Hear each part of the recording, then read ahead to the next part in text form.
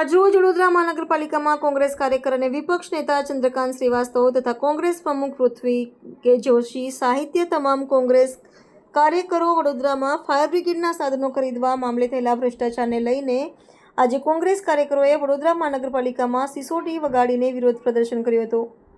Fire વિભાગના સાધનો ખરીદી મામલે જે રીતે ઊંચા ભાવે ખરીદી કરવામાં આવી હતી તેમાં સિસોટી 3300ના ઊંચા ભાવે ખરીદવામાં આવી હતી, ત્યારે પાલિકાની સમગ્ર પરિષદ કોંગ્રેસના કાર્યકર્તાઓએ સિસોટીથી ગજવી હતી અને ડેપ્યુટી મ્યુનિસિપલ કમિશનરને આવેદનપત્ર આપી રજૂઆત કરી સ્થાયી સમિતિ બરખાસ્ત કરવાની માંગ સાથે જે અધિકારીઓને સસ્પેન્ડ કરવામાં આવ્યા છે તેમના પર ફોજદારી કેસ કરવામાં આવે તેવી માંગ કરી છે।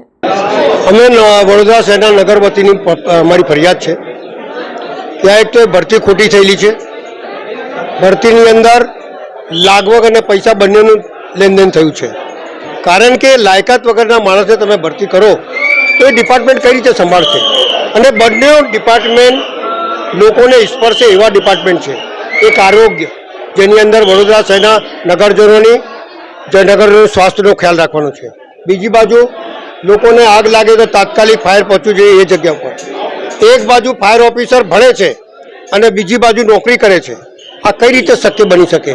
એવા માણસને મોટા નેતાઓની લાગવગથી અહીંયા મૂકી દીધું તો વડોદરા શહેર એમના ગીરવે મૂકેલું છે। ભાઈ, તમે નેતા છો તો ગીરવે થોડી મૂકી દીધું છે। એવી જ રીતે અહીંયા હાઈકોર્ટમાં કેસ ચાલતું હતું દેવેશનું, અને અહીંયા એમને ભરતી કરી લીધી તો કયા આધારે કરી લીધી? એટલે ભ્રષ્ટાચાર કરવા માટે, રૂપિયા કમાવા માટે આવા અધિકારીઓની ભરતી થયેલી છે। અમારો સીધો આક્ષેપ છે કે વડોદરા શહેર જે ટેક્સ રૂપી પૈસા તમને આપે છે એના વડોદરા મહાનગરપાલિકા ચાલશે। લૂંટ કરવા માટે નથી મૂક્યા તમને, અમને ટ્રસ્ટી તરીકે મોકલ્યા છે એ રોકવા માટે, પણ અહીંયા તો ટ્રસ્ટી જ એમની જોડે થઈ જાય છે।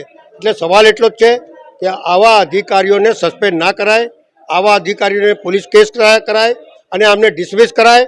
સમગ્ર સભામાં કામ લાવો અને ડિસમિસ કરો, ત્યાં ખુલ્લું પડી જશે કેટલા એમની જોડે છે ને કેટલા એમનાથી સાથે છે। એટલે અમારું માનવું, કોંગ્રેસ પાર્ટીનું માનવું છે કે આવા તમામ અધિકારીઓને જેલ ભેગા કરો, જેથી બીજા અહીંયા આવતા એને ખબર પડે કે જો ખરાબ કામ કરીશું, જો લૂંટ કરીશું તો જેલ થશે। એવા અનેક અધિકારીઓ જે સામેલ છે, અનેક નેતાઓ જે સામેલ છે, બધાને ખુલ્લા પાડવા જોઈએ અને એમને પોલીસ કેસ કરીને અંદર કરવા જોઈએ મારું માનવું। ભ્રષ્ટ ભાજપના શાસનમાં આ વડોદરાની અંદર કોઈ પણ એવી જગ્યા નથી, કોઈ પણ એવું ડિપાર્ટમેન્ટ નથી કોર્પોરેશન કે જ્યાં ભ્રષ્ટાચાર ના થતો હોય। અને હવે તો તમામ ભ્રષ્ટાચારની સીમા વટાવી ચૂક્યા છે આ લોકો। તમે વિચાર કરો કે જે ફાયર બ્રિગેડના સંસાધનો જે વડોદરાની પ્રજાના સેવા માટે આ લોકો વસાવતા હોય છે એમાં ભ્રષ્ટાચાર। સિસોટી જે 18 રૂપિયાની સિસોટી છે 18, એના 3300 રૂપિયા।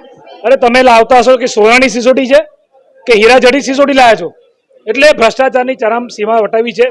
તમે આના માટે જવાબદાર જે અધિકારીઓ છે એમને ખાલી સસ્પેન્ડ નહીં, જેલના સળિયા પાછળ બિન જામીન પાત્ર ગુનો જેલના સળિયા પાછળ મોકલો ભ્રષ્ટાચારીઓને। અને અમના પર હાથ કોના છે? અમના પર હાથ છે સ્ટેન્ડિંગ કમિટીના ચેરમેનના, ભાજપના નેતાઓના। એ બધાની સામે પણ કેસ કરો અને આ છેલ્લા વડોદરા શહેરમાં જેટલા મેયરો રહી ચૂક્યા છે આ બધાની ખરેખર એસીબીને કહું છું આપના માધ્યમથી કે પ્રોપર્ટીની તપાસ કરો કે આ લોકો પાસે રાતોરાત અલાદીનનો ચિરાગ આવી જાય છે કે સ્કૂટરના ઠેકાણા નથી હોતા અને પછી 5 વર્ષમાં એવું તો શું થઈ જાય છે કે કરોડપતિ થઈ જાય। બધાની પર ભ્રષ્ટાચારના આરોપ છે, મેયર હોય, ડેપ્યુટી મેયર હોય, ચેરમેન હોય।